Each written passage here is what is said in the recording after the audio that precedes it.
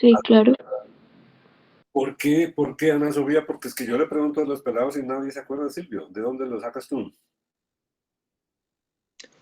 Eh, a mi madre le encanta la canción de Caminante, que es un poema y Silvio le puso música, así que como que siempre, o sea, ya es algo muy presente en mi música. Chévere, bacano, no lo pierdas. Dice, ¿cuál es tu relación con Silvio? Yo también por mi mamá, por Sueño con Serpientes, Sueño con serpientes. de él, también lo conocí, sí, casi todas sus canciones son como poemas y son muy, muy lindos. Yo creo que sí. Y ojalá, ¿te gusta? Sí, es muy, muy bonito. Muy bonita, ¿no? Cuando yo era estudiante, Silvio nos acompañaba muchísimo. Silvio Rodríguez es un compositor cubano, ¿no? De la nueva trova. Toca la guitarra muy bien, excelente. Yo lo vi en un concierto en Bogotá en los años 80, nos emocionó muchísimo y pues a mí por lo menos me impresiona un artista que con una guitarra y solo él y la guitarra, pues se le mide a 50.000 personas. Cuando vemos ahora estos artistas pop contemporáneos que necesitan reflectores, rayos láser, ¿qué es? ¿Cómo es esta? Hologramas, 100.000 bailarines, etcétera, ¿no? Pues Silvio diría que te utilizará como un 50% más de esto. Y mi músico preferido, Juan Sebastián Bach, utiliza el 100%. Por eso Bach, no te olvides por Dios, Juan Sebastián Bach, 1685-1750, en mi opinión personal, muy humilde y la que comparto con casi todos los grandes conocedores de la música, es el músico más grande que ha existido, lejos sobre cualquier otro. Círculo de las Quintas, siglo XVIII. Entonces, lo que el señor Pitágoras nos empezó a esbozar hace siglos, ya hoy día lo tenemos bien claro, cualquier instrumento musical, el que tú escojas, está elaborado según las reglas del Círculo de las Quintas. Ahora podemos entender un poco más la palabra forma. Forma significa reglas mediante las cuales yo hago algo en arte. ¿Ok? Listo. Bach, Juan Sebastián, el clave bien temperado, libros unidos. Te estoy mostrando la que quizás, yo estoy seguro de ello, es la obra más importante de música que se ha escrito hasta el momento. Me muero de la pena con cualquier otro, ¿ok? El clave bien temperado. Y ojalá que a lo largo de tu vida logres desarrollar una actitud de conciencia y de sensibilidad que te permita escuchar esta música y sentir de verdad un desarrollo muy potente, ¿no? Artístico, que te podría cambiar la vida. Piénsalo. Avancemos. Excusa. Entonces, ¿no? Voy más allá. No sé si ustedes conozcan a quien esculpió esto. ¿Alguien? ¿Les suena? ¿Dónde ubicarías esta pintura? Excúsame un segundo. Yo creo que es en los periodos que estamos diciendo sería como lo último, ¿no es cierto? Como posmoderno. Puede ser. Entonces, por favor, estoy tratando de relacionar a un músico como Juan Sebastián Bach con un artista extraño. Aquí yo creo que les había mostrado esto anteriormente, ¿verdad? Esta es una obrita bien interesante del señor Escher, Cornelius Escher. Este es Escher. Para que tú vayas viendo, ¿no? Cómo hoy día teóricos como Douglas Hofstadter, bien interesante este tema, ¿no? Nos juntó en un libro que es de los más potentes que tú puedas leer para entender la relación entre matemáticas, Gödel, Escher, pintura y Bach, música. Un eterno y glacial bucle. Interesantísimo. En la tarde antes dictaron un curso sobre Gödel, Escher y Bach sobre la obra de Hofstadter. Por ahora simplemente quiero que vayas asumiendo esa idea importante que te digo, ¿no? Que los griegos nos empezaron a entregar los elementos para eh, este, analizar apropiadamente el arte. Entonces, el primero que dio un paso ya concreto fue Platón, ¿ok? Y Platón nos va a proponer el concepto de mímesis. Mira, el concepto de mímesis lo vamos a manejar de aquí hasta terminar el curso. y como demostraré más adelante, sigue siendo perfectamente actual. Por tanto, pilas con la mímesis. Ese es otro de los conceptos claves que estamos aprendiendo acá en este curso, ¿no? ¿Qué es mímesis? Imitación, ¿verdad? De objetos, de conductas, de la naturaleza. Cuando, por ejemplo, un diseñador industrial, escúchame un segundo que aquí hay un letrito y un mamoncito.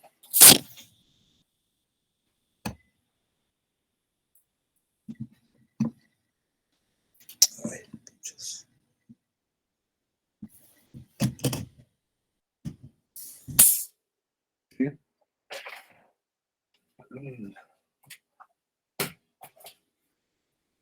Probablemente está imitando cosas, ¿no? Se me ocurre. Aquí yo podría ubicar, por ejemplo, como mímesis, como un caso de mímesis, esa palabra que significa o que dice ergonomía. Por favor, rápido, alguien recuérdame qué es ergonomía. Ergonomía. Perdón, profe, ¿me pueden escuchar? Sí, sí, Ok, ergonomía sería entonces esa ciencia que busca acomodar los objetos a la fisionomía de los seres humanos, como por ejemplo los teclados ergonómicos, que son los que buscan que una persona, digamos, escriba más fácil sin tener que exponer al cuerpo a posiciones antinaturales que terminarían enfermándolo en el futuro. claro, correcto. A mí, por ejemplo, me tocó experimentar lo que tú has dicho con una mala silla de computador que me dio un dolor de espalda que casi no pude poner, hasta que me compré una silla ergonómica, ¿verdad? Y se me quitó. Entonces, sí, cuando yo estoy construyendo una silla, de alguna manera estoy imitando la estructura del cuerpo, ¿verdad? Para que sean compatibles. Eso sucede, por ejemplo, en elementos muy corrientes, ¿no? Yo creo que todos sabemos la incomodidad que significa ponerse ropa apretada. Por ejemplo, los zapatos apretados, ¿sí? Son una tortura. El que hace el zapato imita el pie. El que hace el avión, ¿sí? Imitó el vuelo de las aves. Yo trabajo en la Universidad de los Libertadores, allí tienen ingeniería aeronáutica, y a los estudiantes los ponen a mirar el vuelo de los gallinazos, por ejemplo, ¿sí? Porque es uno de los mejores voladores que existen.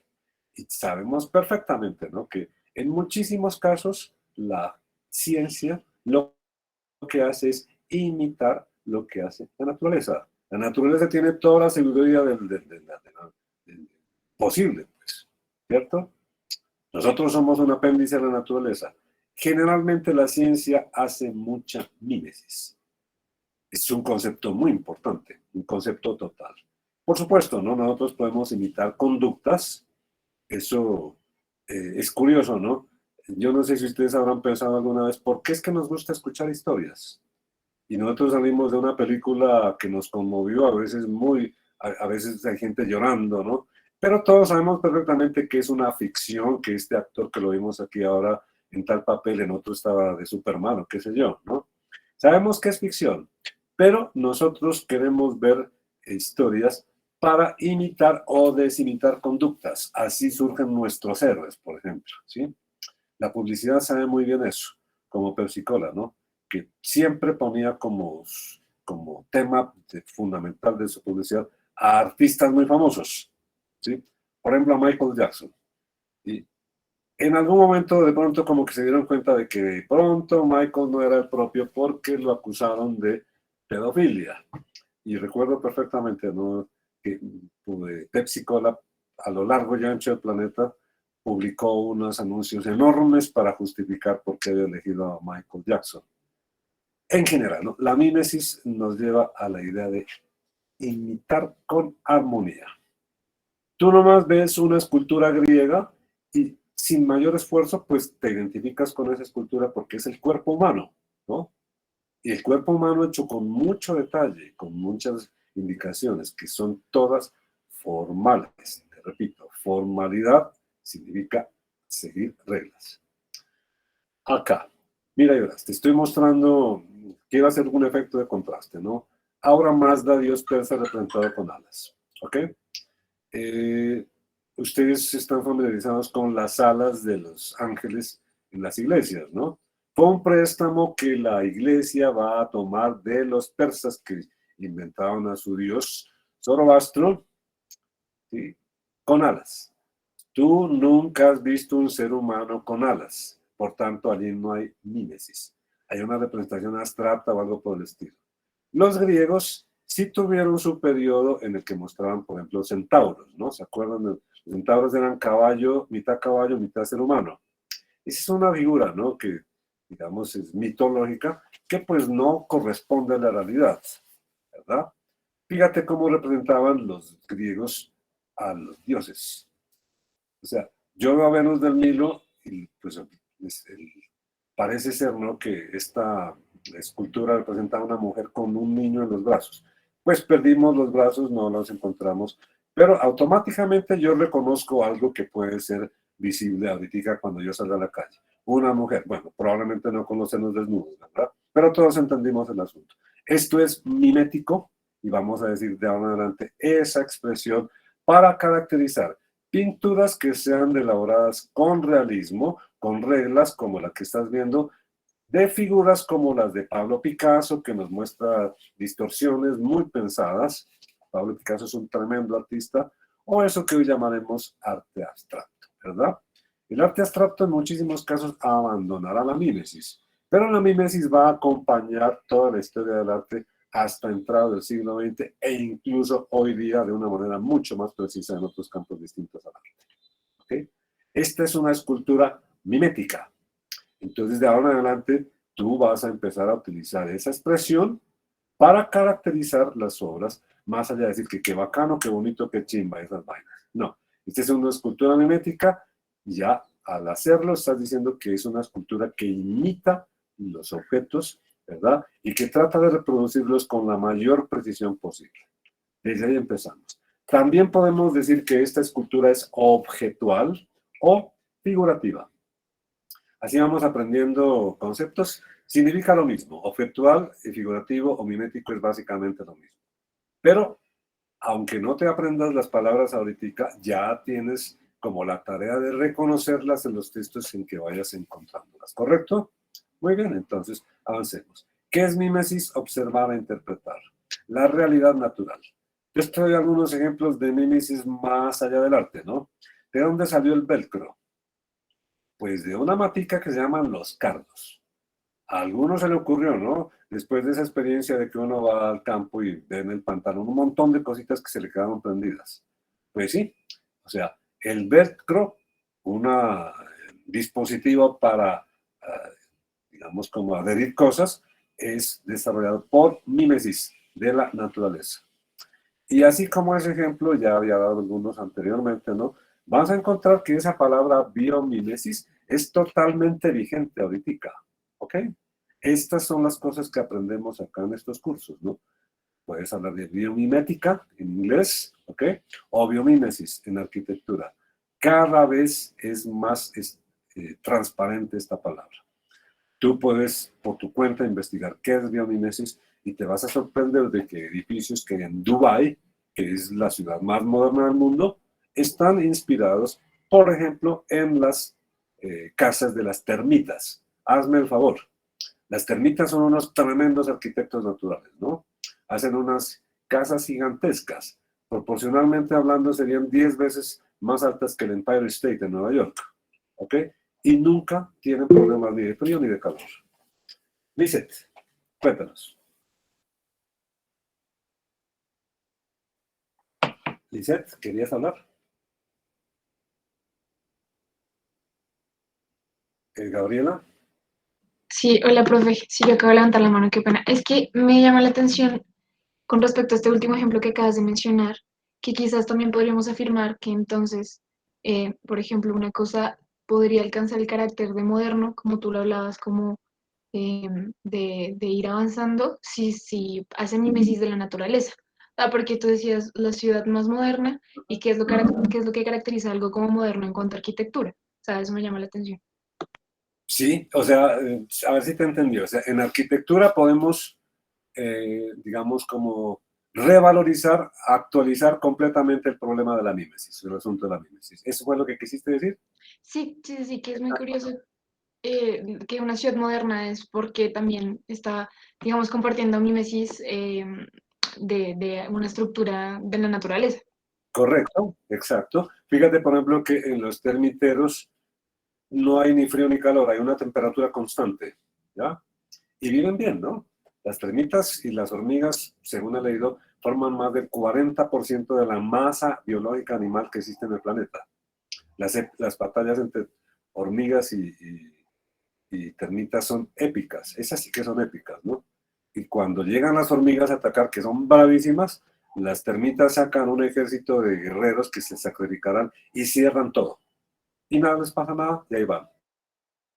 Entonces, así como ese ejemplo te puedo dar por montones, ¿ok? Incluso, ojo, no solamente en arquitectura, ¿no? Hoy día hay, Lizeth, ¿quieres hablar? Perdón, es que no, tú alzaste la mano, pero no has hablado. Lizeth Agudelo.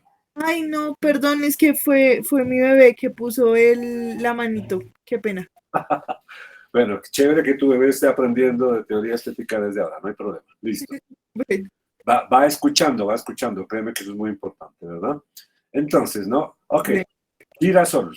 Entonces vamos poco a poco a poner en movimiento lo que estamos escuchando. Yo estoy viendo esta flor y digo, uy, qué chévere, qué bacana, puede ser. Pero si soy observador, y esa, voy a decirlo con mucho cuidado, es la primera condición para considerarme una persona de conocimiento, observación. Entonces estoy checando, ¿no? Hombre, aquí hay, primero hay como dos clases de flores, una grandotota y otras flores más chiquiticas. Y girasol es una flor compuesta. Y las florcitas chiquiticas que están al centro no están en un desparrame, ¿no? No están despelotadas, no están desorganizadas. Existe entonces lo que Platón llamaba armonía, parte del cosmos. ¿Ok? Fíjate, ¿no? ¿Cómo es armonía? Matemáticos junto con pues, ingenieros nos permiten producir cosas como esto. Ayer estaba leyendo, ¿no? En un periódico, creo que es en el Magdalena, en Colombia, están construyendo el complejo de paneles solares más grande de Colombia, enorme, gigantesco. Y lo hicieron exactamente rectangular. ¿Ok? Si es verdad lo que nos cuentan estos manes que estamos hablando acá, va a perder eficiencia al recibir luz, porque el ángulo en que están situados los paneles, uno respecto a otro, es el mismo en que están situadas las pequeñas florecitas del girasol, un ángulo de 137.5 grados. Entonces, la mímesis ya no es solamente una especulación muy bonita, sino que la puedo llevar concretamente a la elaboración de dispositivos tan avanzados como lo que estamos planteando. La mímesis vamos a valorizarla muchísimo como concepto e irlo pensando poco a poco. Por eso, a mí me gusta presentarla así, ¿verdad? Para que lo entendamos de apoyo, ¿no? Te estoy mostrando acá una hermosa fotografía donde vemos como una franjita que se ve como azulita ahí, ¿no? Sobre la planeta Tierra. A eso hoy le llaman noosfera o nosfera. ¿Y qué sería la noosfera? El conjunto de los seres inteligentes con el medio en que viven. Entonces, nosotros que somos, entre comillas, los reyes de la naturaleza, que me muero de la risa, ¿ok? Vivimos con las lombrices, los elefantes, los pequeños formas de vida, las plantas, etcétera, en eso que es la noosfera, que es apenas la epidermis del planeta Tierra, ¿sí? Nunca lo pensamos así, hay que irlo pensando, ¿no? La vida es un equilibrio increíblemente frágil. Lo que nosotros estamos destruyendo ahora todos los santos días, segundo a segundo, le tomó a la naturaleza nada menos que 3.500 millones de años configurarlo. Entonces, fíjate lo que podemos nosotros no aportar como destrucción en vez de construcción, ¿ok? Mímesis es el primer concepto racional que me permite describir la relación hombre y naturaleza. Entonces, yo debería cultivar, o sea, demostrar cultura en cualquier campo a través de una relación muy clara con lo que es la naturaleza, ¿no es verdad? Entonces, al observar los procesos de la naturaleza, yo puedo crearlos por imitación, sin dañar a la propia naturaleza. Eso nos llevaría entonces a una comprensión mucho más cabal de lo que estamos planteando desde el comienzo, ¿no? O sea, que el ingeniero tiene que hablar con el biólogo, que tiene que hablar el biólogo con el químico para producir insecticidas que no maten a todo el mundo y cosas por el estilo. Una visión de conjunto.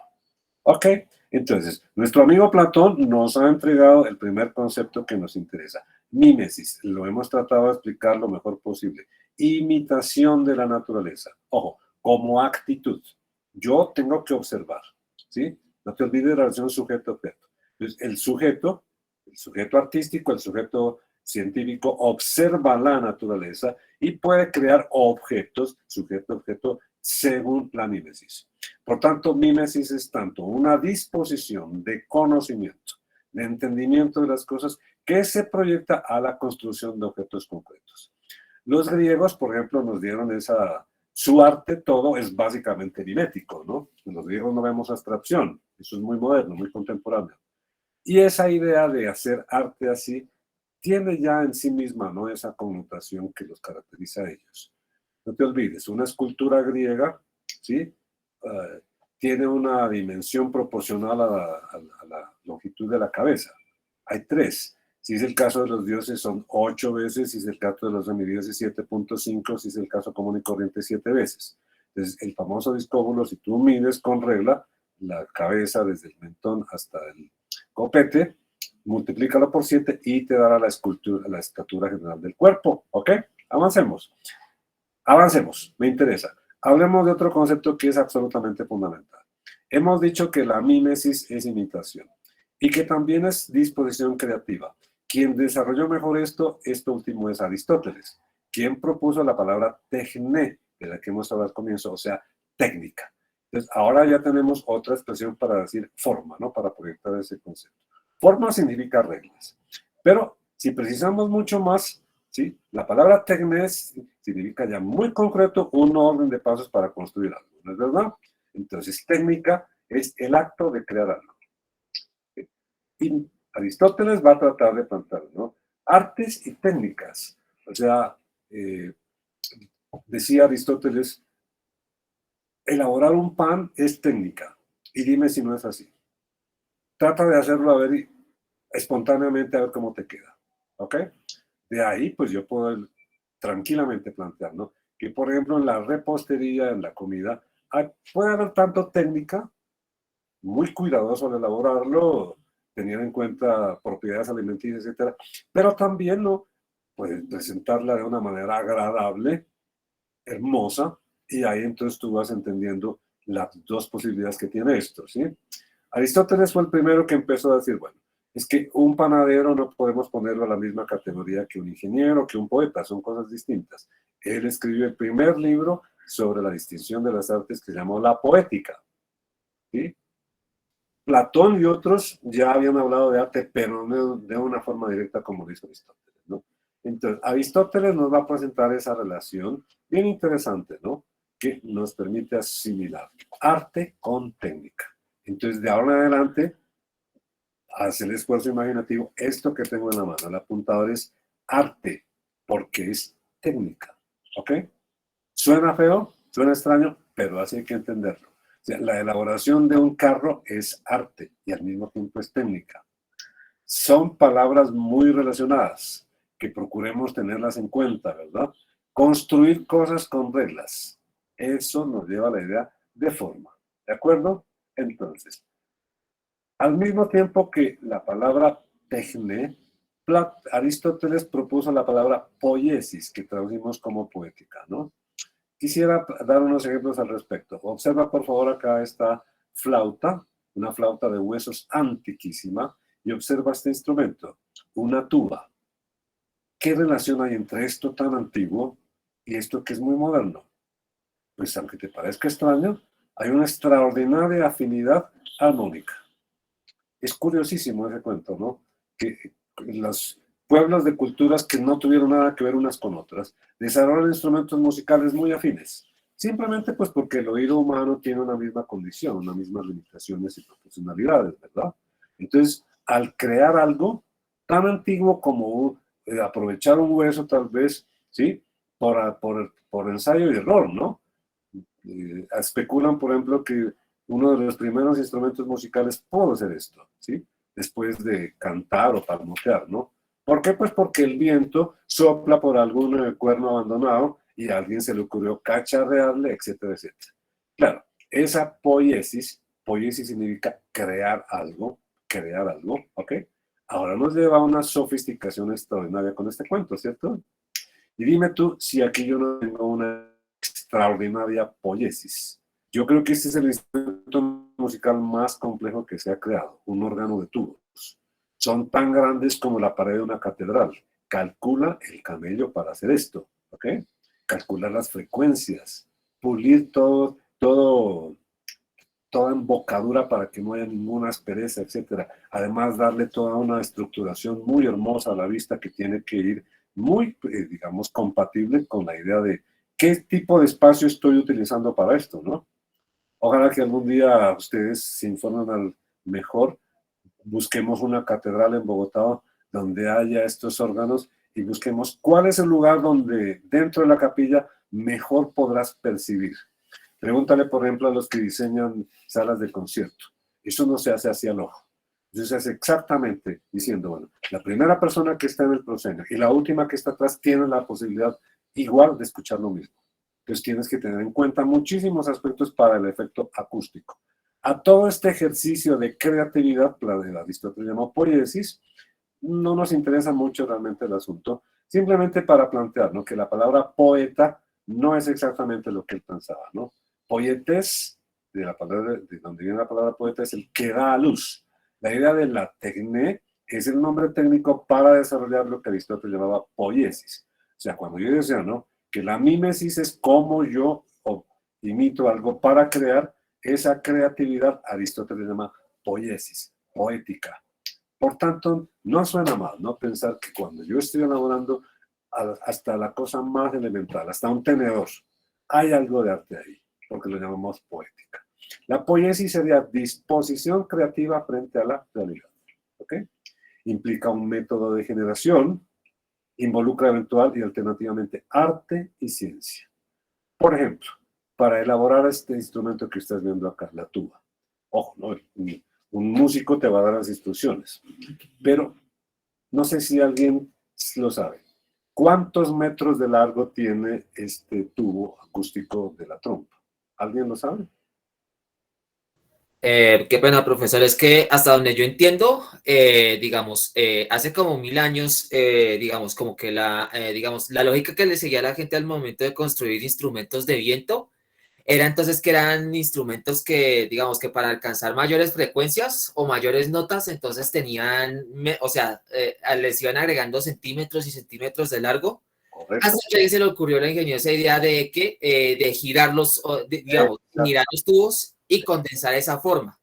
Y de ahí, por ejemplo, el saxofón, porque el saxofón, digamos, digamos, el saxofón tiene esa forma básicamente porque, digamos, si se le pusiera, digamos, si uno alargara un saxofón a su longitud real, por decirlo de alguna manera, el saxofón tendría por ahí unos 3 metros de largo. Claro.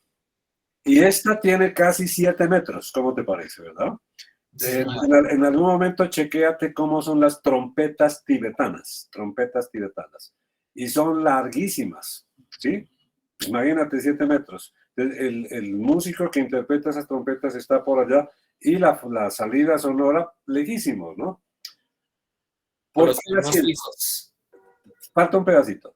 En siglo XVIII y XVII y XVIII ocurre la revolución industrial, ¿verdad? La revolución industrial ya implica elaboración de lo que sea con métodos científicos y conocimiento científico. Uno de ellos, por ejemplo, tiene que ver con la maleabilidad de los metales. Maleabilidad significa que yo puedo doblar un metal sin que se rompa, ¿ok? Para eso necesitamos. Ahí viene la idea que tú dijiste. Entonces, yo no puedo llevarme en Transmilenio un instrumento de 7 metros de largo, imagínate, ¿ok? Pues lo doblaron, pero porque ahora ya tenemos la forma científica de hacerlo. Entonces, ahí estamos integrando eventualmente arte y ciencia. Estamos claros, ¿verdad?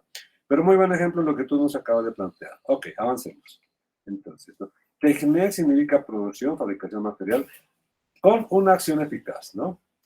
Implica intelecto, razonamiento, como te estoy mostrando acá, ¿verdad? O sea, cuando yo te muestro el círculo de las quintas, eso es una construcción mental, yo ya me lo sé, yo lo puedo manejar tranquilamente de esa manera. Tiene unas implicaciones tan interesantes que ojalá algún día te intereses por esto, aunque no seas músico. Ahí está plenamente la idea del intelecto y el razonamiento aplicado a la música. ¿Ok? Ahí está el sujeto, ¿no? El sujeto que piensa, que crea, etcétera, y que se proyecta con poiesis a los objetos, como cuando yo elaboro un teclado.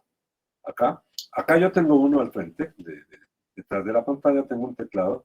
Yo no estudié eso, pero tengo un interés muy grande, ¿no? No quiero ser digamos, un pasivo ante la música. Estoy estudiando poco a poco ciertas piezas de piano.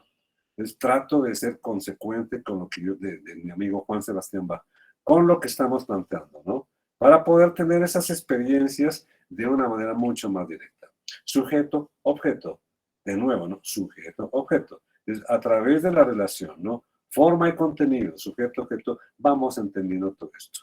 De Aristóteles, entonces, heredamos la idea de arte y técnica, de que hay una afinidad entre arte y técnica. Y así vamos entendiendo un poco mejor el título de este curso, ¿no? Teorías de las artes y el diseño. Porque el diseño nosotros lo podemos definir perfectamente como una forma de poiesis, como una técnica que implica imitación y por supuesto que implica posibilidades artísticas. Pero nos falta un elemento más, ¿ok? Catarsis. Antes de avanzar, tratemos, si alguien lo desea, de definir qué es catarsis, cómo has entendido esa palabra. A ver qué dice. Gabriela nos ha preguntado, ¿y si la creación es industrializada? El sujeto no existirá tan evidentemente. A ver, le respondo a Gabriela lo que ha planteado. Seguro que lo industrial pues nos implica una revisión de lo que estamos planteando, ¿no? Ubicarla en nuestra época ya con el concurso de las ciencias, pero también, ¿no? Cuando dices industria, ahí se nos va calando tranquilamente el capitalismo con todas sus maldades, ¿verdad? Y ya sabemos que en el capitalismo hemos creado cosas horribles, peligrosísimas, ya hablaremos de eso, ¿de acuerdo? Pero pues esa es como la más... Un segundito que puedo con ustedes.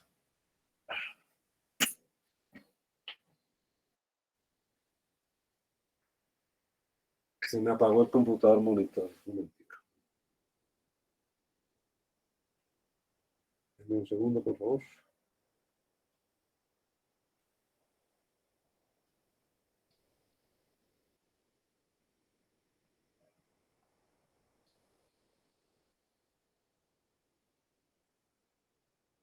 Ok, listo. De acuerdo.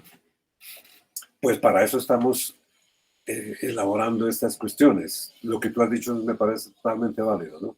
Pero siempre habrá el creativo, ¿ok?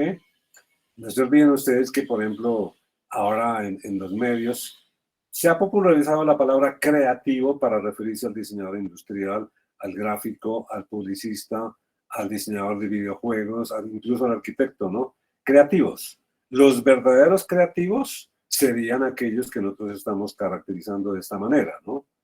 O, por supuesto, cuando ya lleguemos a chequear nuestra época contemporánea, pues sí tendremos que hacer caso a lo que nos dice eh, la estudiante. Escúchame que acá un momento, por favor.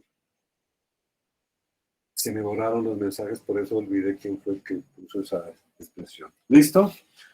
Ok, pero nos falta esta palabra. Por favor, alguien recuérdenos qué es catarsis. María Paula. O Lisette. Va María Paula primero. Ah, ok. Lisette, entonces. Es que no sé, María Paula, no lo. Bueno, la catarsis es purificación de las pasiones del ánimo mediante las emociones que provoca la contemplación de una situación trágica. Según yo, sería como un estado, podría decirse que plenitud después de superar como esos temores o eso malo que ha pasado, podría decirse, no sé. Sí, sí, está muy bien enfocado, ¿no? Catarsis, digamos, es el efecto que te ha producido algo, en general, ¿verdad? Pero pongámoslo de tamaño, ¿sí? Eh, eh, hay muchos ejemplos, pero quiero proceder a lo que dice Aristóteles para volver un poco a lo que has dicho. El miedo, la identificación con el sufrimiento de los personajes, las emociones que inspiraba la tragedia griega, lograban una catarsis sobre los espectadores que quedan liberados de sus propios temores. Ok, recuérdate que Aristóteles, ¿no? cuando escribe la poética, se concentró principalmente en el teatro. Porque el teatro era de todas las artes como la más popular entre los griegos. Le dedicaban 3 días seguidos a como unas jornadas intensísimas donde todo el mundo iba al teatro. Hombres, mujeres, absolutamente todo el mundo. O sea, iban al teatro casi que con implicación religiosa, ¿no? Y allí dice tragedia. No te olvides que una de las herencias de los griegos fue precisamente el teatro, ¿no? Especialmente las tragedias, aunque ellos también elaboraron la comedia, ¿no? Entonces ahí tenemos las tragedias de Sófocles, ¿sí? Edipo, por ejemplo, la más famosa, ¿sí? Tú te acordarás, ¿no? El pobre Edipo, que era un tipo muy buena gente, termina arrancándose los ojos, ¿sí? Y eso nos conmueve porque evidentemente era un tipo decente, una persona amable y todo ese cuento. A quien el destino, por esas cuestiones que no podemos manejar, lo condenó a matar a su propio padre y a tener sexo con su propia madre sin saberlo. Al darse cuenta él de eso, se arranca los ojos. O sea, no es una película para Netflix de adolescentes, ¿verdad? Es dura, terrible. O sea, lo que dice Aristóteles, cuando nosotros vemos, ¿no? Este tipo de obras, nos comprometemos con el dolor y el sufrimiento que está sufriendo el personaje. Lo hacemos parte nuestra, ¿sí? Nos conmovemos profundamente hasta eso. Y al hacerlo, ¿sí? No, digamos, hemos asimilado el dolor y el sufrimiento, pero no en nuestra propia carne, indirectamente, con una mediación a través del arte, y eso me purifica, en el sentido de que al haber sentido esto, ya de ahora en adelante no quiero más ese dolor, no quiero que eso se produzca a otras personas. Ese es como el sentido, ¿no? Que dice Aristóteles de que los artistas cuando te pintan un cuadro, por ejemplo los de Goya, ¿no? Donde vemos a un man que va a ser fusilado, la cara de angustia, no es para que tú cojas una ametralladora y vayas a matar a todo el mundo, no, es precisamente para lo contrario, para lograr una identificación desde el dolor, desde el sufrimiento y superarlo, tomar una distancia intelectual al respecto. Entonces, los griegos nos produjeron una catarsis ya muy determinada por el arte, ¿no? Pero pues eso lo ha tenido todo el mundo en otras experiencias. Por ejemplo, esta que me parece horrible, ¿ok? Seguramente tú ya estás viendo. Es verdad, Sofía, liberación o purga. Aristóteles utilizaba la expresión purificación. ¿Ok? Ok, vamos a manejarla en esos términos, ¿no? Esta fotografía, a ver si está explicado acá, no, ¿sí? Está tomada de la fiesta de los Ashura, A-S-H-U-R-A, Ashura, que son como los versos del Corán. Es un tema, de pronto volveré más adelante al respecto, ¿no? Pero fíjate, entre los chiitas, que son los radicales musulmanes, se reúnen un día y hacen una fiesta en la que ellos mismos se azotan, se sangran, es impresionante verlos, casi todos hombres adultos, ¿verdad? Pero, por ejemplo, a este muchachito, a este niñito, le están haciendo su iniciación a este tema. Yo no me puedo imaginar cómo será el pánico, el dolor que siente este muchacho, ¿verdad? Que está siendo llevado por su propio padre. Calcula cómo entendieron ellos entonces esa purificación. Y seguramente tú vas a obtener una purificación religiosa si eres católico y vas a la misa y recuerdas cómo fue sacrificado Cristo, etcétera, etcétera. De manera que lo que hizo nuestro amigo Aristóteles al darle un nombre a este tipo de experiencias es precisarla y darle una, digamos, una dirección constructiva. Entonces, desde ahora en adelante vamos a manejar catarsis como eso, como limpiarnos, ¿verdad? Como purificarnos. Pues no lo tomes tan extremo, ¿cierto? Como depurarnos, en función del impacto que nos causan las obras de arte. Ese es el punto. ¿Por qué la importancia de esto? Porque Aristóteles, cuando nos plantea la catarsis, hace algo muy importante, nos involucra a todos. O sea, todo lo que hemos dicho de mimesis, básicamente se refiere al artista, al creativo, ¿no? Al que hace la cuestión. Pero cuando yo digo catarsis es qué tipo de impacto te ha causado una obra de arte. Y claro, vamos a avanzar un poco en el siguiente sentido, ¿no? El término catarsis, que significa purificación por el arte, especialmente por el teatro, eso es lo básico, ¿verdad? Se hizo popular en el ámbito psicoterapéutico gracias al psicoanálisis de Freud. Eso ha ocurrido muchas veces. Entonces, hoy día la palabra catarsis ya la manejamos en otros contextos. Probablemente si tú te vas donde el psicólogo, ¿no? Y por cualquier razón que sea, incluso un médico común y corriente, te va a decir, oiga, usted tiene mucho estrés, está tenso la espalda, los hombros, ¿sí? Por su trabajo, las tensiones, haga una catarsis, váyase al campo, camine tranquilamente entre las flores, mire aves y usted se va a relajar, va a tener una especie como de liberación emocional, ¿ok? Que es el tema que también nos interesa, ¿verdad? Entonces, ¿sí? ¿Por qué te hablo de esto? Oxitocina modula comportamientos sociales, patrones sexuales y conducta parental, ¿verdad? Liberar emociones. En el momento en que nosotros somos conscientes, ¿no? De cómo las hormonas que producimos nos causan efectos, ahí estamos entendiendo de una manera mejor qué impacto nos producen las obras de arte, ¿ok? Por ejemplo, esta. No sé si alguien reconoce esta imagen, por favor, ¿alguno? Sofía. Es un performance de Marina Abramovic. Uh-huh. ¿Tú cómo verías la catarsis aquí? Porque supuestamente el Ulab, ¿no? El amigo, ¿sí? Ulay, es el que tendría que vivirla. Pues no recuerdo mucho esta en específico, creo que solamente ella está sentada ahí sin decir nada y las personas se sientan. ¿Sí? ¿Ese es el ex esposo? Sí. Ellos tuvieron una relación larguísima, se unían, se separaban, etcétera, etcétera, ¿no? Según entiendo, en esta ocasión concreta, él fue sin avisarle. Solo se estuvo un minuto ahí. Hacía mucho tiempo que no se habían visto. Quién sabe, por ahí alguien dijo que era pura carreta, que eso lo habían planeado, etcétera, etcétera. No estoy seguro. No sé, había alguien más que alzó la mano, pero no alcancé a chequear quién era. ¿Alguien más quería comentar algo? ¿Esto? Bueno, liberación emocional. Entonces vamos a manejar la catarsis en dos sentidos. Purificación, ¿sí? En un sentido ya muy, digamos, muy espiritual y muy propio, ¿no? No va a ser fácil, ¿ok? Pero también liberación emocional. Y esa es como más relajada, ¿sí? Más fácil de asumirse, tal vez, ¿verdad? Pero tenemos que reconocerla porque ya es una terminología que se plantea en cualquier...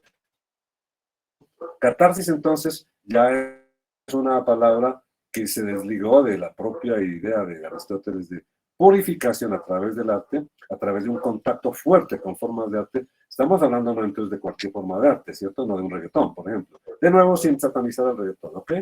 Pero yo creo que, por ejemplo, si yo te digo, bueno, vamos a todos a bailar un rato, eso es bueno para todo el mundo. Las empresas hoy día, Samsung, por ejemplo, hace un tiempo, no sé si hasta ahora, exigía que los trabajadores de ciertas partes, de ciertas fábricas, antes de empezar, hicieran aeróbics, hicieran juegos, se hablaran para relajarse.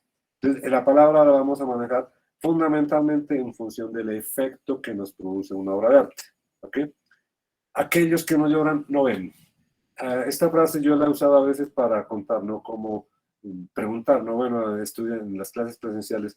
¿Han visto alguna película que les han hecho llorar? Y aunque al principio son tímidos, más o menos van diciendo, sí, tal película me hizo conmover, me hizo llorar, ¿no? Y generalmente, pues, no serán las grandes películas de taquilla, ¿sí? Algunos hablaron de películas duras, como, por ejemplo, La vida es bella. Y expresaron, ¿no? Como esa película me hizo replantearme mi relación con mi papá, ¿verdad? Me conmoví, no había pensado eso. Eso es catarsis. O quizás de lo que tú sientes cuando has leído una novela, ¿sí? A mí la literatura me cambió mucho mis concepciones cuando era más joven.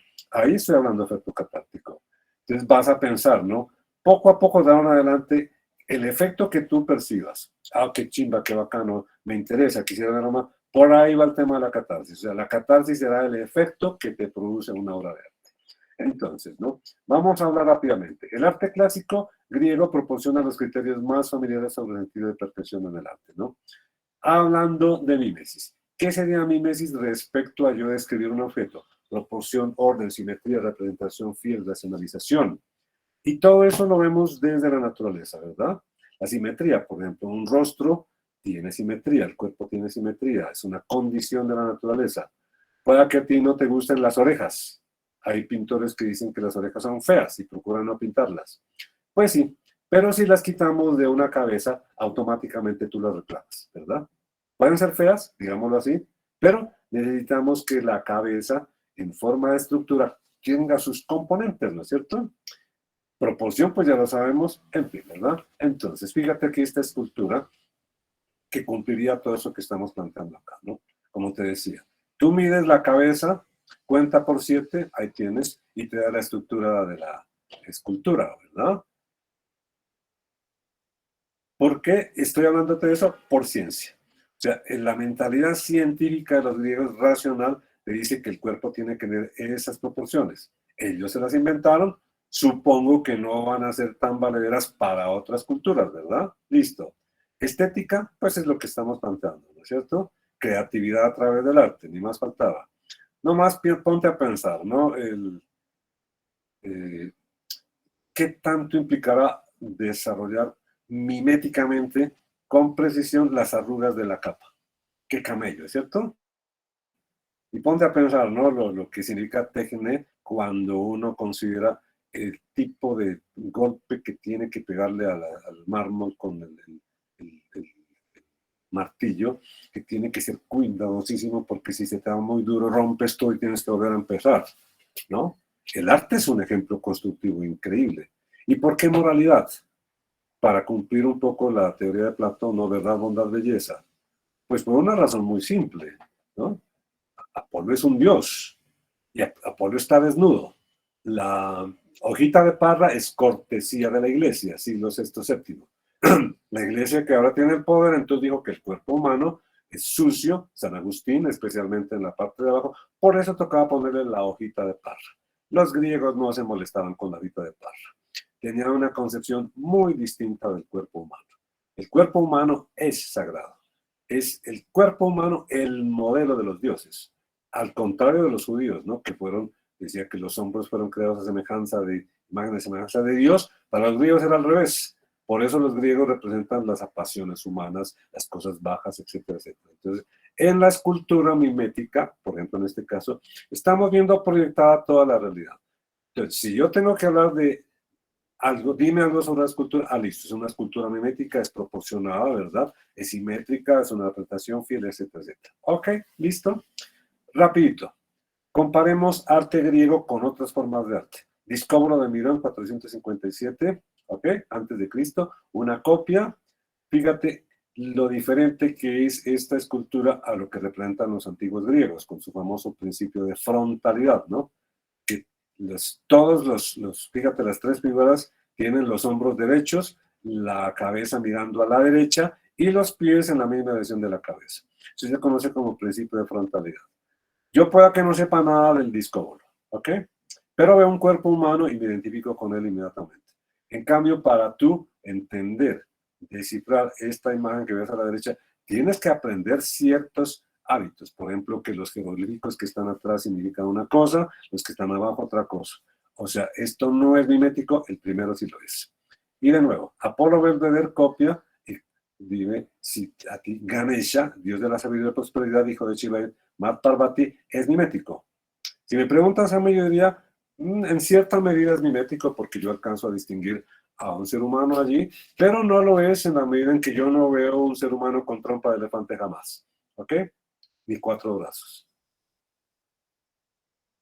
Que no es importante, eso es otra cosa distinta, ¿sí?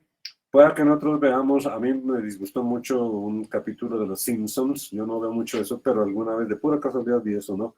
Y apareció Ganesha, y me parece que se burlaban de eso. Yo no estoy de acuerdo con ese asunto, ¿ok? Ganesha en la India puede tener tranquilamente 300 millones de seguidores.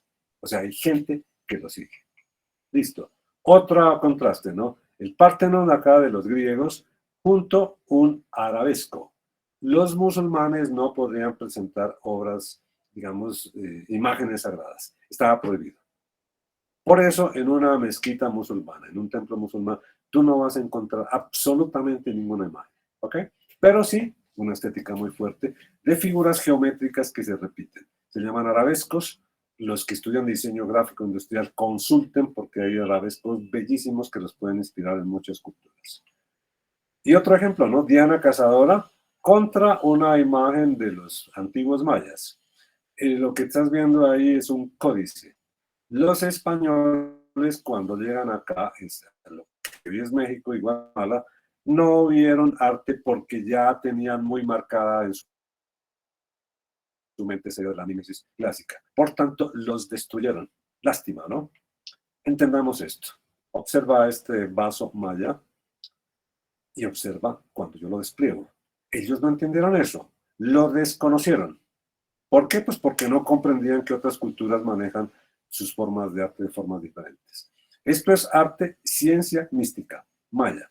Los mayas escribieron sus textos porque tenían una escritura a través de imágenes que ellos no fueron capaces de interpretar. Las destruyeron salvo 4 códices. Uno está en Dresde, ¿verdad? ¿Quién sabe cuánto se perdió a través de toda esta terrible, digamos, de estructura? Permítanme, por favor, un momento que quiero rápidamente pasar a otra exposición para alcanzar a cubrir las cosas que me interesan hoy día.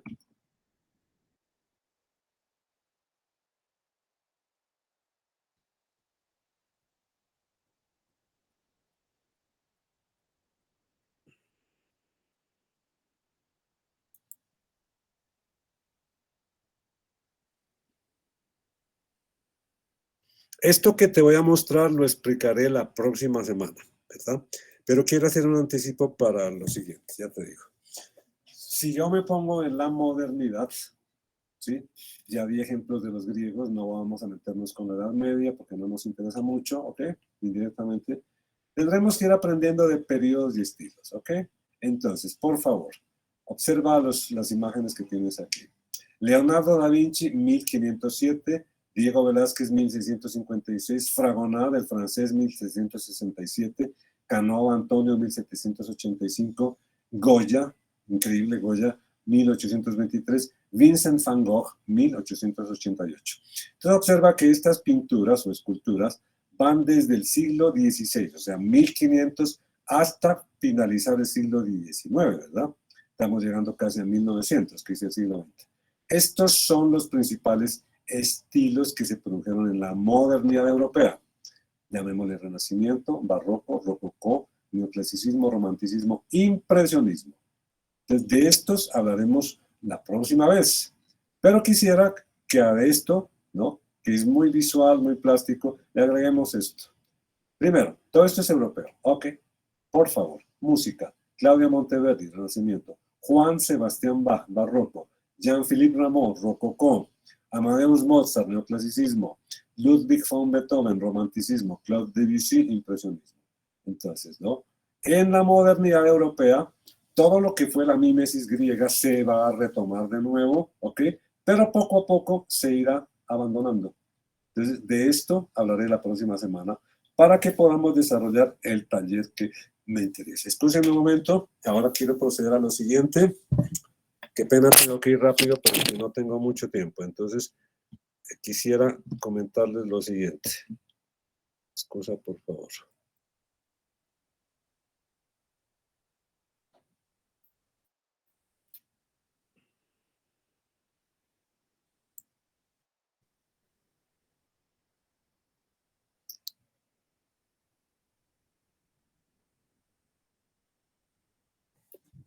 Mira, verás, ¿no? La semana pasada o el día, en la última clase que tuvimos, nos acompañó una monitora de la biblioteca para hablarnos de las reseñas, ¿ok?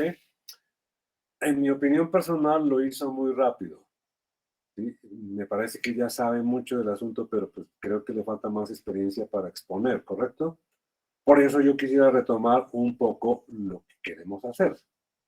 Y quisiera hablarte rápidamente, ¿no? Un informe, el informe así se dice en términos académicos, puede ser, mira abajo por favor, un resumen, un abstract, un ensayo, una monografía, una tesis, para mencionar los tipos de trabajos más importantes que hacemos en la universidad, ¿no? Hay muchos más, pero estos son muy frecuentes, ¿verdad? Tú, no importa la carrera que estés estudiando, al final tendrás que hacer una monografía o un informe monográfico. Y si haces un posgrado en maestría o en doctorado, pues tendrás que hacer una tesis. Y por supuesto te van a pedir ensayos, un abstract a propósito, ¿no? Cuando tú te elabores tu tesis de grado, tendrás que resumir toda tu tesis en un párrafo que llamaremos abstract. Por tanto, estas cosas tengo que irlas aprendiendo a manejar con cuidado, ¿no? Y la primera idea que se me ocurre es lo que tú ves arriba, ¿no? En 3 tipos de informes. El primero, una infografía de esas que nos dan información rápida, visual, etcétera, como de afán, que son muy frecuentes en Internet, en la industria, etcétera. Los dos ya más serios, los siguientes, ¿no? Dice Anuario Estadístico de Hidrocarburos 2008 o Impacto de la sequía en el corredor seco Nicaragua, y hubiera podido coger cualquier otro. Porque lo que yo estoy viendo en estos 2 últimos es que aquí, de lo que dependa este informe, yo tendré que elaborar, por ejemplo, una carretera o un acueducto o una obra de infraestructura poderosa, fuerte, que involucra mucho dinero, millones de dólares. Entonces, eso va a ser una cosa compleja y que tendrá que ser muy cuidadosamente elaborada. Mi idea sobre esto es, tu entrenamiento como estudiante para hacer trabajos es para que finalmente llegues a eso. ¿Me entiendes, verdad? Por supuesto, yo aprendo a hacer trabajos para hacer trabajos y pasar una materia, pero ahí me estás hablando de forma, no de contenido. Entonces, cuando hablamos de contenido es, por ejemplo, ¿no? ¿Cómo yo voy a elaborar un puente? En otras palabras, tu entrenamiento a lo largo de la carrera para hacer trabajos es que en tu trabajo pongas formalmente lo que has aprendido para demostrar que sabes como una monografía o para ver cómo se va a construir algo. Por tanto, la idea de un trabajo es cómo yo poco a poco aprendo a ser científico para asimilar y tratar de expresar las cuestiones. Exactamente como lo acabo de decir. En un informe, en un trabajo, yo voy a ver qué tan científico es estudiante, no importa la carrera que esté estudiando, ¿verdad? Entonces, un informe es cualquier tipo de trabajo que determine como tarea de aprendizaje, análisis, descripción, expresión, evaluación de contenidos, ¿no? Hay diversos tipos de informes, como te estoy diciendo. ¿Cuál es el objetivo? Aplicar una metodología científica que, como se dijo desde el principio del curso, caracteriza la naturaleza de una universidad. Los más importantes son reseña. Y aquí voy. Entonces, primero, una reseña es un trabajo de síntesis sobre un tema determinado. Párale bolas. Puede ser una noticia de prensa, una tesis de grado. Sí, una reseña de una tesis de grado, una reseña de una novela, de una película o de una teoría tan compleja como puede ser la teoría de la relatividad de Einstein. ¿Ok? Entonces, primer punto, no es un resumen. Un resumen se limita a describir lo fundamental de algo. Es declarativo. Si, por ejemplo, me preguntas, bueno, por favor, resúmame la película Titanic. Así, rapidito. Yo te diría, miércoles, esa todas la hemos visto. Bueno, historia de amor protagonizada por una pareja perteneciente a clases sociales opuestas, circunscrita a la tragedia del Titanic. Ahí está un resumen en una frase. ¿Ok? Así uno está demostrando que es capaz de sintetizar algo en las palabras adecuadas. Pero en ese resumen no dije gran cosa, ¿verdad? Por eso tenemos que avanzar al punto.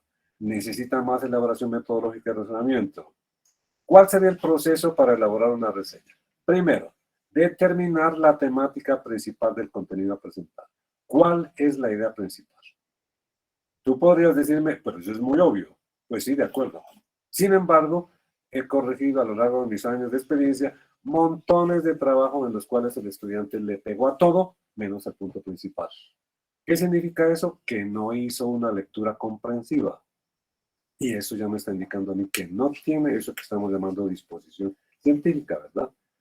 Segundo tema, ¿cómo desarrollo esa idea? Entonces tendría que hablar, bueno, de ideas secundarias, ¿no? Y esas pueden ser ejemplificadas. Una metodología, pues ustedes saben, importante es dar ejemplos, ¿no? Que me permitan entender algo abstracto. Entonces, van juntas, pero hay que saberlas ubicar.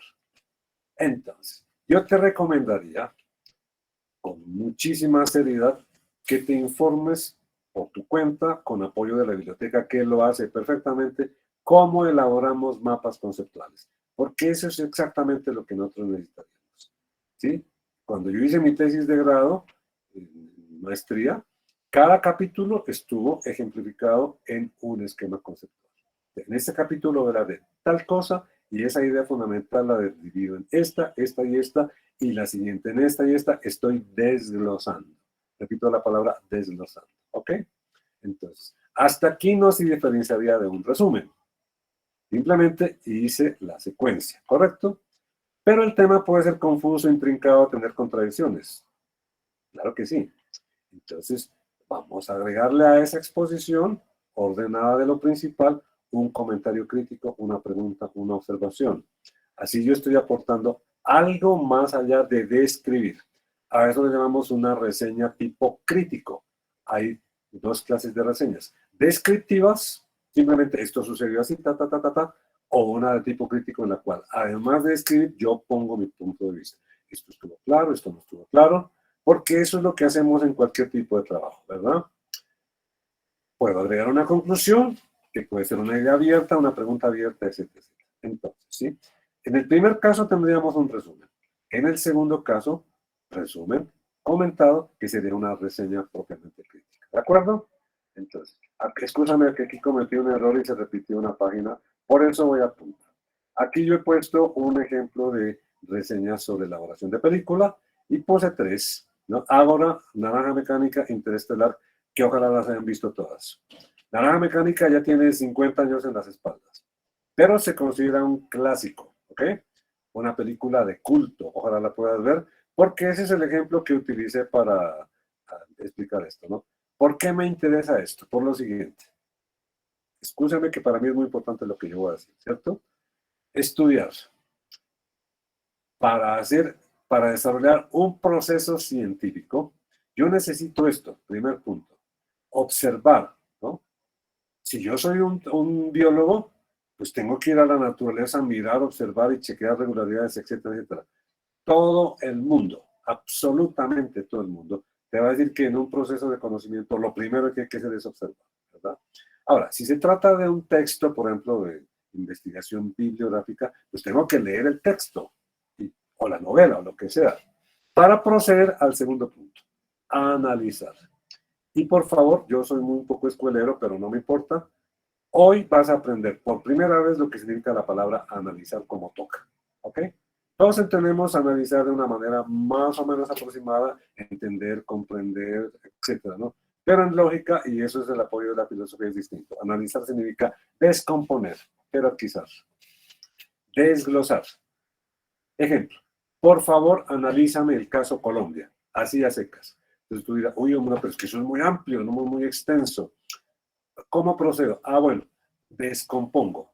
Voy a analizar Colombia en 1, economía, 2, política, 3, cultura, 4, religión, etcétera. Entonces, he descompuesto el tema Colombia en sus elementos componentes, ¿ok? Y jerarquizo dependiendo de lo que me interese a mí. Ordeno. Yo no puedo poner lo que es secundario o ejemplo como idea principal. Las ideas principales que acabo de decir, caso Colombia, serían política, cultura, economía, religión, por ejemplo. Y de ahí yo derivaría lo que sigue hacia abajo, ¿correcto? Estoy jerarquizando. Y falta lo principal, que es casi siempre lo que no nos explican bien. ¿Qué significa sintetizar?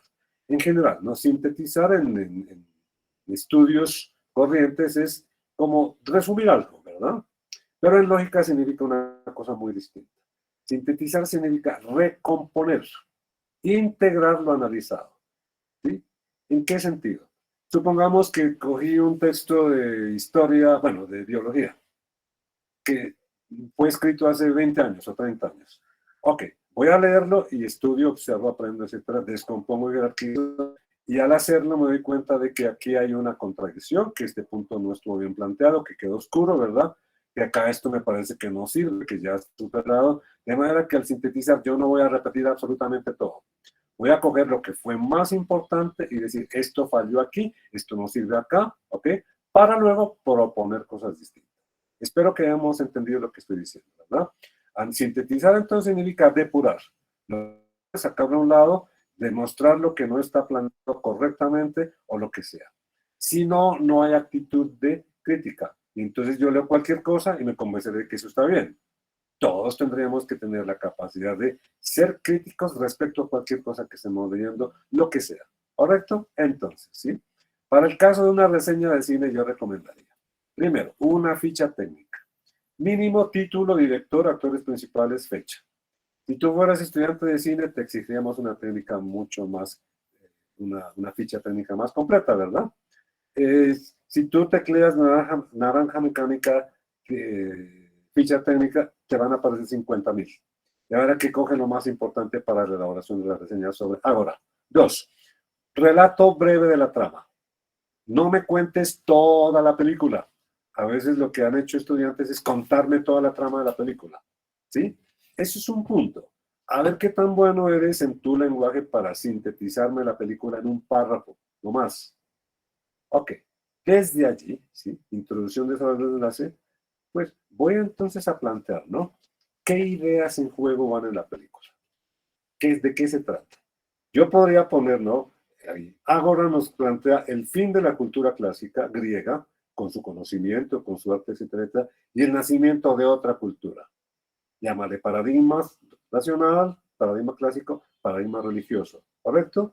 Y podría utilizar a los personajes que representa Hipatia, que representa el judío, que representa el soldado, etcétera, para encarnar en ellos esas ideas, ¿no es cierto? Luego, ¿cuál es tu aporte personal? ¿Estás de acuerdo con todo? ¿No hay contradicciones? ¿No podemos desarrollar alguna crítica? ¿Listo? ¿Qué tan extenso? No debe ser muy extensa. Generalmente se pide una página, pero dijimos que acá podemos desarrollarla en 2 páginas. La reseña de una película no debería ser muy larga, una página sería suficiente. Pero tienes que, ¿de acuerdo? Bien. Tratar de expresar lo máximo, pero con lo mínimo. Y aquí puse un ejemplo.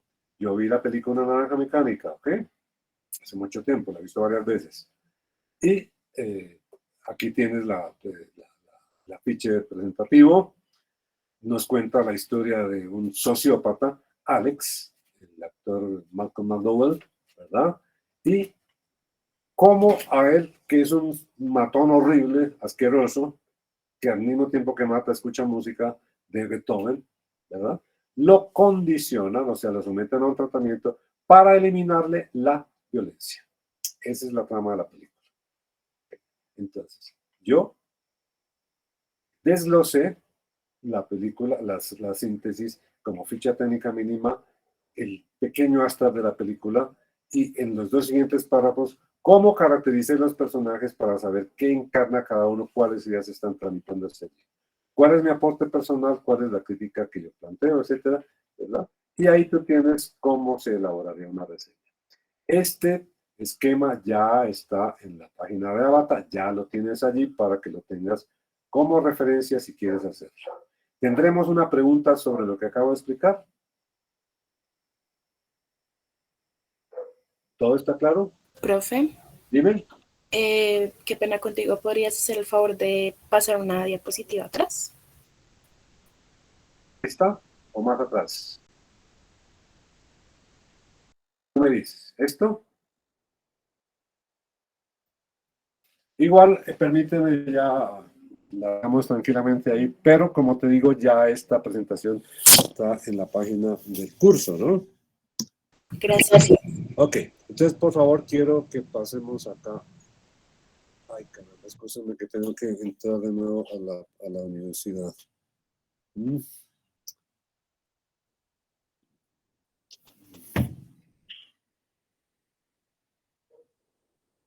Profe, Dime, te escucho. esto es para la próxima semana, ¿sí? Ya, dame un segundo, ya te digo para cuándo es. Vale.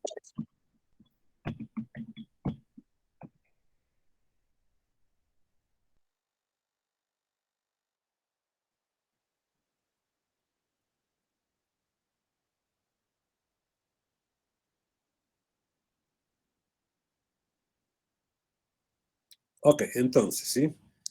Hoy actualicé la página de la universidad, del curso. Está todo acá. Por ejemplo, para la segunda semana, ¿no? Esta es la tercera clase, ¿sí? Acá pusimos la primera exposición de clase. Aquí tienes el link para ver la película. Si activas este link te lleva automáticamente a la página donde encuentras, pero está en varios lugares. Acá me parece que es Pelis Plus, donde tú la puedes ver con muy buena calidad de sonido, ¿ok? De manera que tarea, si no la has visto, a verla rápido, que seguro que esa película es muy importante que la veamos. Ok, segunda semana, esta segunda exposición de clase, pero no te olvides que tenemos lecturas, ¿no? La teoría de artes del diseño, que es la estética, que la escribí yo mismo, y la del capítulo de Tartakiewicz para que entendamos con mucha más precisión ¿cómo podemos definir el arte? ¿Sí? Yo expuse el domingo, hace 8 días, grabé, y acá lo tienes, ¿no? Forma, contenido, exposición por el docente. Es muy importante que tú veas por tu cuenta esta presentación. En todo caso, la próxima semana voy a tomar lo más importante para que nos quede bien claro qué es forma y qué es contenido. Es muy importante para el curso. Acá, reseña de la película Ágora, fecha de entrega 6 de septiembre a las 24 horas. Entonces, aquí vamos a ir subiendo las reseñas que elaboremos. ¿Tienes tiempo suficiente? Hay tiempo suficiente. Hazla bien, ¿ok? Y acabo, a ver, un momentico. Acabo de darme cuenta que repetí el enlace, bueno, no importa, lo vamos a borrar, ¿verdad? Vamos entonces a ir avanzando sobre la otra tarea. La otra tarea será un taller. Le vamos a llamar Arte en el Tiempo, ¿ok? A ver, permíteme. Esto lo explicaré la próxima semana, aún tenemos tiempo, ¿sí? Pero voy a subir de una vez en qué consiste la tarea. Entonces, permíteme ver si ya está eso listo acá. Escúchame un segundo. ¿Correcto? Voy a bajar la tarea de escribir y desarrollar arte en el tiempo. Y la voy a abrir rápidamente. Acá está. Entonces, esto lo explicaré la próxima vez. Vayan empezando a pensar lo siguiente, ¿ok? Si yo tengo acá una obra de arte como, por ejemplo, la Venus del Milo, y una obra de arte como la escultura invisible de Andy Warhol, que no es este pedestal, no es lo que está arriba, o sea, no es nada. ¿Qué podría decir de ellas? Entonces, de nuevo, yo lo que tenga que decir sobre la escultura de Venus del Milo o de diseño está a través de los conceptos forma y contenido, que son los que quiero explicar, que ya expliqué, ¿verdad? Y entonces, ¿sí? Aquí, por favor, tú vas a leer el documento que estoy mostrándote y leer las instrucciones de las tareas. Entonces, ¿sí? Acá estamos. Por favor, lees esto para yo poderlo explicar con más tranquilidad la próxima vez y responder las preguntas que sean necesarias. Y acá estoy dándote un ejemplo de cómo, varios ejemplos de cómo es que yo hago esa interpretación de formas de arte. En este caso, por ejemplo, fíjate, ¿no? ¿Qué ven acá? Escojo, por ejemplo, la Venus del Milo. Ficha técnica, autor, creación, ubicación. Aquí son las indicaciones de cómo escribir una ficha técnica. Esto te va a servir para tus otras materias. Y acá, ¿cuáles son los términos en los que yo empiezo a describir e interpretar esta obra de arte? Forma, contenido, catarsis. O sea, los temas que estamos viendo ahorita. Entonces, por favor, vayamos pensando en lo siguiente, ¿sí? Hace un momento les mostré, ¿no?, obras de arte a través de la historia. Vas pensando en 2 obras de arte prehistóricas, 2 obras de arte clásicas griegas, 2 obras modernas, 2 obras posmodernas. Para que lo hagamos bien, completaremos esta explicación la próxima semana. Espero que haya quedado claro lo que he dicho. ¿Tendremos alguna pregunta? ¿No? No, señor. Bueno, entonces, muchas gracias a todos por la asistencia. Los espero el próximo día. Y, por favor, asistan, que la próxima clase es muy importante. Muchas gracias, que tengan un feliz día. Descansen mucho lo que puedan. Chao. Gracias, profe. Gracias. Hasta luego. Gracias, profe. Gracias. A ustedes. Si alguien tiene alguna pregunta o comentario, entonces puede quedarse, yo la tengo.